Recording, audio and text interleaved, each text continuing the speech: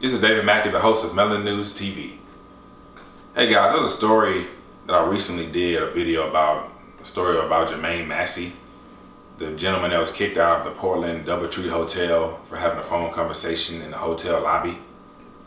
Now, there were two gentlemen who harassed him and accused him of loitering and saying that he wasn't a guest at the hotel, even though he showed them a key card with his room number on it, proving that he was a guest. But they still called the police on him and had him escorted from the hotel at that time. Now, when I recently did that video, those two employees were placed on leave.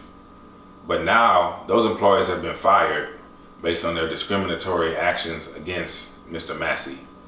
Now, there was a statement released by Doubletree Hotel in Portland on Twitter that said, "We have terminated the employment of the two men involved in the mistreatment of Mr. Massey.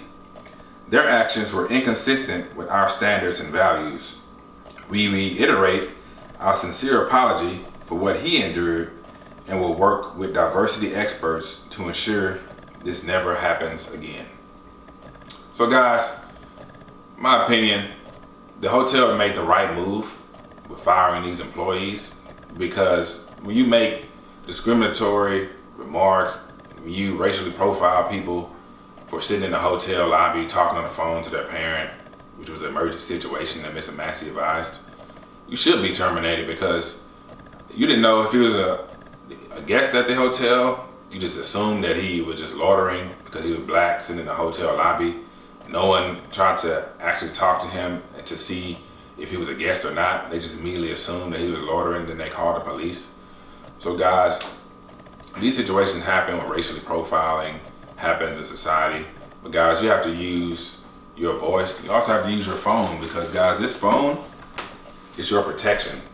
Because with this phone, when you're racially profiled and the video surfaces, the people who are involved, if they're working for a company, they will be terminated, because no company, or no real company that stands for justice, will sit and allow their employee to discriminate against anyone, whether race, creed, color, religion. So guys, whenever you're racially profiled, always take out your phone. You don't have to be irate. Your phone is pretty much will solve their problem. You can be as calm as possible. You can tell the story from your own perspective through your cell phone. There's no need to argue with them, because their job is going to be terminated anyway. So you don't have to constantly berate them or go back and forth.